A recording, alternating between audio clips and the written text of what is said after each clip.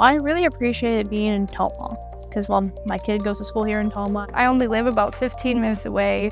I like that the Tomah campus had a start in the spring. Well, I love the program. I love the cohort. I like that it's a smaller school. It is so personal. Like, the instructors will reach out to you. My classmates will reach out to you. Our instructors have been great. They've been so much help. They're there for everything we need. The front desk staff is just amazing. No one's been at the front desk. I'm like, oh yeah, hi, I'm here. The willingness to want to help the people. And it's a really nice feeling. I didn't even have that in high school. So having that in college makes me have a little more faith in the continued educational setting. This has been a big life-changing experience for me. They definitely make it a home within a school. Plus parking is not an issue.